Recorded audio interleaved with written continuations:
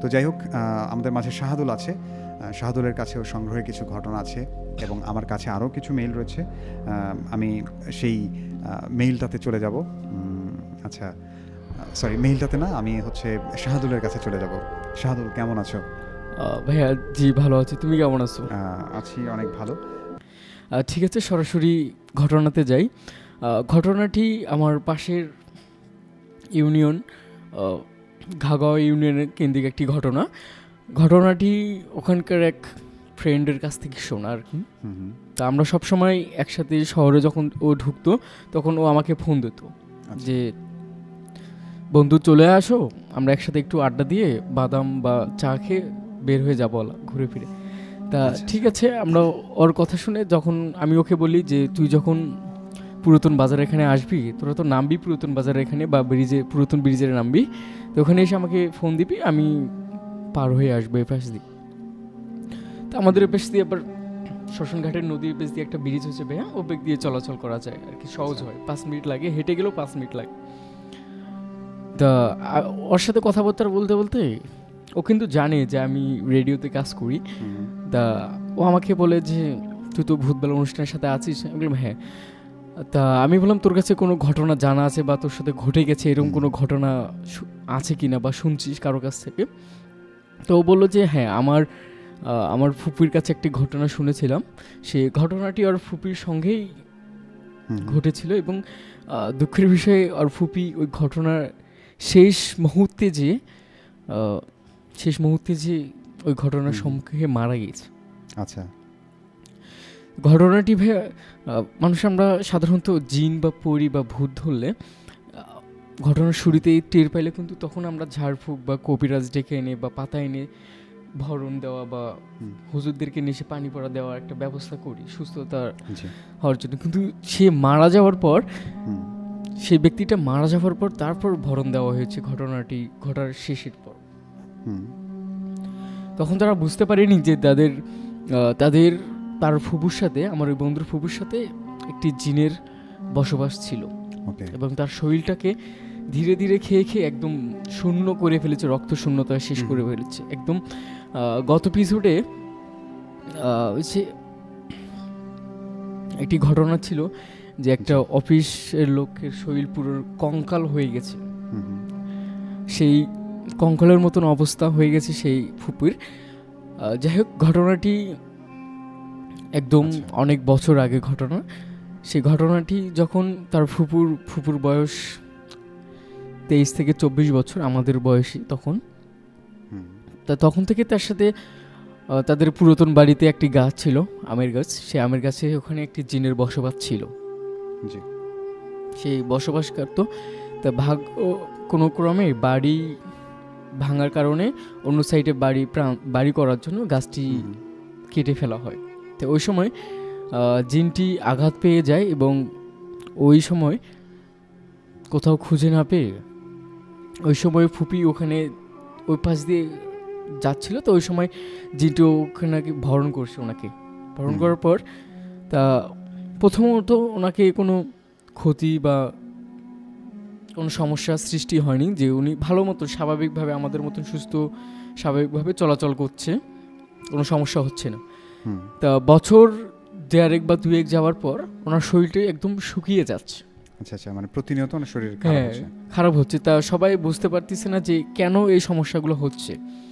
তা ওনার মাকে বলছে, আম্মু আমার শরীরটা কেন ভিতরে খারাপ লাগছে, দুর্বল লাগছে, আমি কেন বুঝতেছি না, সময় মতো আমি খেতে পারছি না বা কোনো কিছু ভালো লাগতেছে না, আমাকে জনসমাগম ভালো লাগে না, বন্ধু বান্ধব ভালো লাগে না, কাউকে ভালো লাগে না, ঘরে একাই শুয়ে থাকতে আমাকে কীরকম যেন একদম মন মরার মতন লাগতেছে, যেন উদাসীর মতন লাগে আমাকে, আমি বুঝতে পারতেছি না কেমন লাগছে। তা ওনার মা বাবা তা একটু হুজুরকে ডেকে নিয়ে এসে পানি পড়া নিয়ে এসে পানি দিলেন এবং সে পানি খাচ্ছে। তা কোনো কিছু বোঝা যাচ্ছে না যে সুস্থ হচ্ছে কিনা, ভালো লাগতেছে কিনা, এসব বোঝা যাচ্ছে না।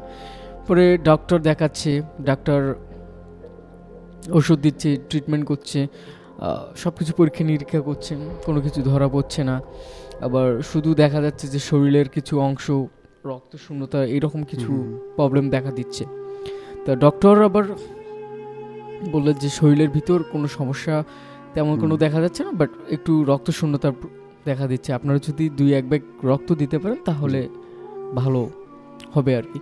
তা ডাক্তারের কথা অনুযায়ী তো ওনাকে সপ্তাহ 2 পর 1 ব্যাগ ব্লাড দেওয়া হয়েছে। তখন উনি একটু সুস্থতা বোধ করতেছিলেন। তা ওনার সুস্থতার পর আবার যখন ওনার শরীরের ক্রমশই শরীর শুকিয়ে যাচ্ছে, একদম গাছের পাতার মতন হয়ে যাচ্ছে, গাছের ডালের মতন বা বাঁশের কঞ্চির মতন হয়ে যাচ্ছে, তখন সবাই একটু এলাকার লোকজন পরামর্শ দিচ্ছে যে ভালো কোনো কবিরাজ বা ফকির বা হুজুরদেরকে ডেকে এনে আপনারা একটু পরামর্শ করে শরীরটা বন দিয়ে দেখেন বা পাতা নামিয়ে দেখেন কোনো উপর বা অবয়ব কোনো ভর করেছে কিনা। জি। তা আমি আমার বন্ধুটাকে জিজ্ঞাসা করলাম যে তোরা, তারপর যে গ্রামবাসী তোদেরকে বললো যে ফকির বা হুজুরকে ডেকে এনে তা পাতা নামানো, তোরা কি এই কাজটি করেছিলি? কয় না, আমরা এই কাজটি তখন করিনি, আমরা তো তখন ওইসব বিশ্বাস করতাম না। ওই যুগের মানুষ হলেও আমার দাদা দাদি বা চাচা চাচি এই ধরনের বিশ্বাস করতো না। তারা সবসময় বিশ্বাস করতো ডাক্তার বা আধুনিকতা ছোঁয়ার মতন তাদের এই জিনিসগুলো বিশ্বাস করতো। তা তোরা সবসময় ডাক্তার পরামর্শ অনুযায়ী চলতো, ওষুধ খাওয়াতো, কোনো কাজ হচ্ছিল না। পরে যখন তাকে একদিন রাত্রেবেলা সে চিৎকার করা শুরু হয়ে গেছে যে আমাকে বাঁচাও বাঁচাও, কে যেন আমাকে নিয়ে যাচ্ছে, আমার শরীরটা কামড়াচ্ছে, এরকম একটা অবস্থা যে আমার শরীরের ভিতর যেন ভাইয়া যে সুই ঢুকলে যে এরকম একটু ব্যথা অনুভব হয়, পিঁপড়া কামড় দেওয়ার মতন, ওই রকম শরীরে পিঁপড়ার মতন কামড়ের একটা ব্যথা অনুভব হচ্ছে আমার ভিতরে। আমাকে বাঁচাও, আমার শরীরটা একটু ম্যাসাজ করে দেন যে শরীরটা আমার ভালো লাগবে, পুরো শরীরটা একটু টিপে দেন, এইরকম একটা অবস্থা ছিল। তারপর ওনার মা বা ওনার বোন বা ভাই বউ যারা আছে তারা ওনার শরীরটাকে চেপে ধরে একটু টিপে দিচ্ছে বা ম্যাসাজ করে দিচ্ছে। তারপরেও ওনার শরীরটা এমন শক্তি এসে গেল যেন 3-4 জন ওনাকে ম্যাসাজ করে দিচ্ছে। তা 3-4 জনকে উনি 2 হাত ছুঁড়ে ফেলে দিলেন, মানে ধাক্কা দিয়ে ফেলে দিলেন। 4 জন এমন অবস্থা, 4 জন 4 দিকে চলে গেছে। সবাই অবাক হয়ে গেলেন এবং তার যে ভাই আছে, বাবা আছে, সবাই তাকে জড়িয়ে মানে ঠেসে ধরার চেষ্টা করছে, কিন্তু কেউ পাচ্ছে না তাকে আটকাতে। সে বারবার আমাকে বলতেছে আমাকে ছেড়ে দে, আমি ওইখানে যাব, ওখানে আমাকে ডাকতেছে কেউ একজন, আমাকে ছেড়ে দে, তোরা কেউ আমাকে আটকাতে পারবি না, আমি ওইখানে যাব। তা সবাইকে যখন ছাটকা দিল, পরে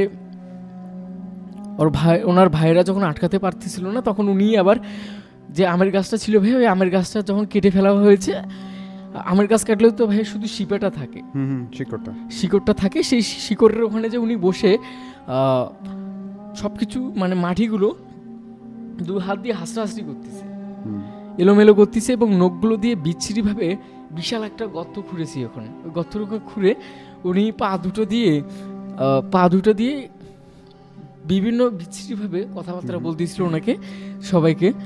তখন ওনারা বুঝতে পারতেছে যে এর সাথে কিছু একটা হচ্ছে।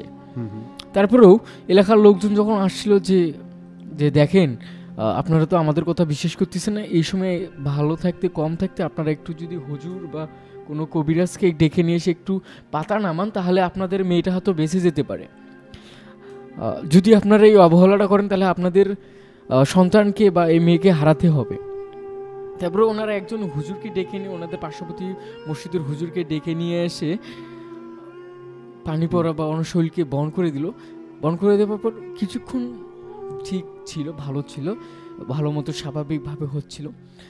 ঠিক রাত্রেবেলা, রাত যখন গভীর পর্যায়ে, রাত 3টা বা 2টা বাজে, ওই সময় ওনার শরীর এতটা বিশ্রীভাবে চোখ বড় বড় হয়ে গেছে ভাইয়া, যেন চোখগুলো বের হয়ে আসে, এমন একটা অবস্থা।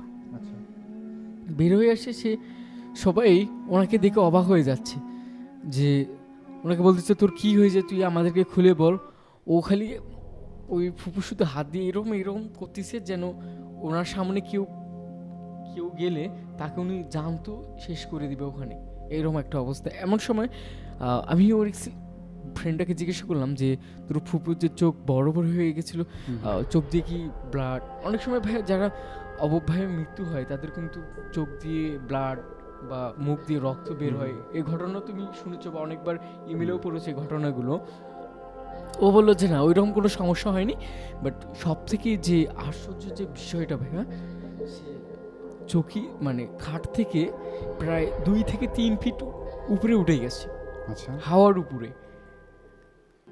তারপর ওনার যে দাদি বা মা আছে, ভাই আছে, বোন আছে বা ভাবি আছে, তারা তাকে নিচে নামানোর এত পরিমাণ চেষ্টা করতেছে, কোনো সম্ভব হচ্ছে না।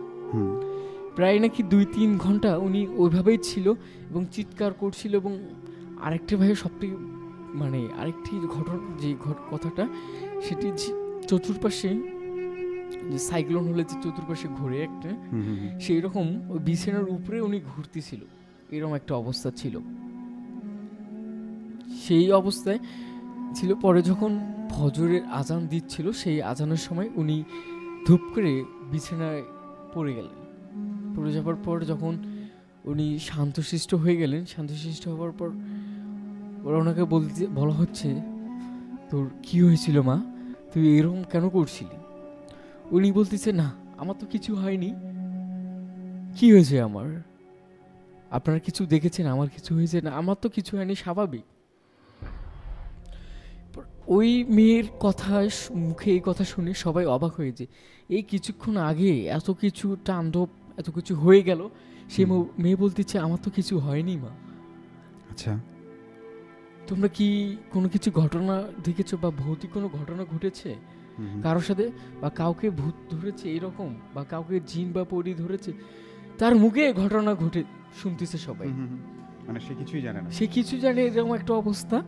পরে যখন আবার এই ঘটনা হয়ে গেল, ঠিক এই ঘটনার 7 দিন পর ভাই, মেয়েটি ঘুমের ঘোরে মানে ঘটনায় ওই জিন তাকে, তার শরীরটাকে শূন্য করে, রক্ত শূন্যতা করে, একেবারে তার রক্ত প্রতিটি বিন্দু কণায় কণায় শিরে শিরে খেয়ে শেষ করে তাকে একদম মৃত অবস্থায় রেখে একদম মেরে ফেলে সে জিনটি ওখান থেকে চলে যায়।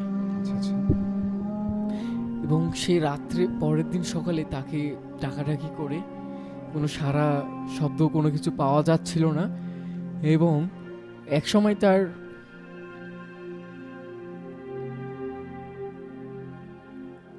একসময় সে সারা শব্দ না পেয়ে সে ঘর ভেঙে দিয়ে, দরজা ভেঙে দিয়ে তাকে বের করে কাছে যেয়ে দেখে যে সে মারা গিয়েছে। এবং সে ওই সময় সবাই তো চিৎকার করে দ্রুত তাকে দাফন করা হলো। তার পারিবারিক কবরস্থানে তাকে দাফন করা হলো। দাফন করার পর 3 দিন পর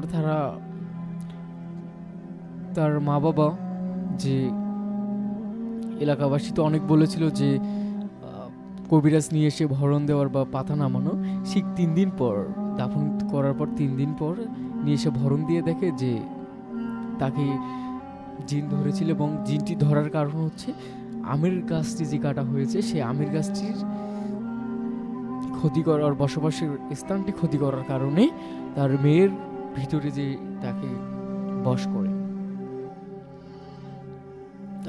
করে সেই বশ করে এবং আপনারা বুঝতে পারেনি। এবং আপনাদের এলাকার লোকজন আপনাদেরকে অসংখ্যবার বলেছিল যে আপনারা একটাবার পাতা নামানোর চেষ্টা করেন বা ফকির কবিরাজ নিয়ে এসে পাতা নামান, কিন্তু আপনারা তো তাদের কথা শুনেননি। কিন্তু তাদের কথা যদি আপনারা শুনতেন, আজকে আপনাদের মেয়েকে হারাতে হতো না, অন্তত সে বেঁচে থাকলেও আপনাদের চোখের সামনে থাকলে আপনাদের একটা শান্তি লাগতো যে না, আমাদের সন্তানটা বেঁচে আছে, আমাদের মেয়ে বেঁচে আছে। আজকে আপনারা মারা যাওয়ার পর, মাটি দেওয়ার পর 3 দিন পর আপনারা এসে দাফন, কবিরাজ আমাদেরকে ডেকে নিয়ে এসে আপনারা পাতা নামাচ্ছেন এবং দেখতে পাচ্ছেন বা শুনলেন তাদের যে আপনাদের এই সামান্য একটি গাছ কাটার কারণে, এই গাছটি না কাটলেও কিন্তু আপনাদের কোনো ক্ষতি হতো না।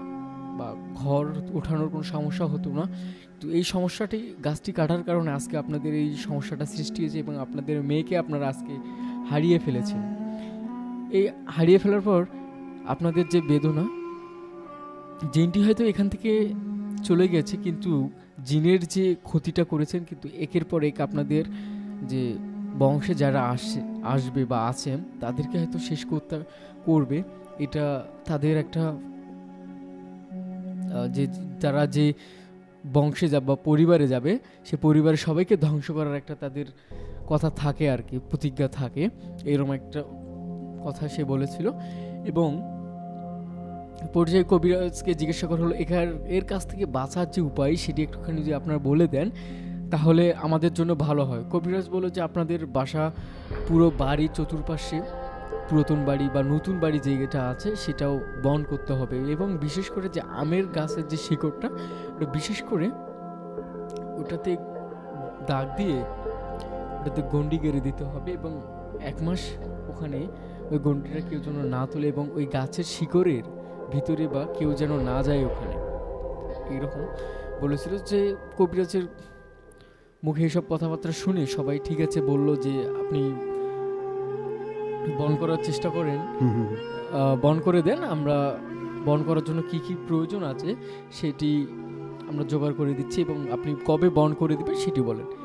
উনি বললো যে ঠিক আছে, আমরা দুই একদিন পরে এসে বন করে দিব। তো ওনার কথা অনুযায়ী 2-1 দিন পরে এসে উনি বন করে পুরো বাড়ি এবং সবাইকে আমের গাছের শিকড়টা দাগ দিয়ে, গোল দাগ দিয়ে চিহ্ন করে দিয়ে, সে লাল রং দিয়ে সে লাল রং দিয়ে এটা চিহ্ন করে দিয়ে গেছে, এবং সবাইকে একটি করে তাবিজ দিয়েছে যেন সুরক্ষিত থাকে যতদিন না পর্যন্ত, কবিরাজ বলছে যে তাবিজগুলো আপনারা খুলে ফেলেন ততদিন পর্যন্ত আপনাদেরকে তাবিজগুলো পরে রাখতে হবে।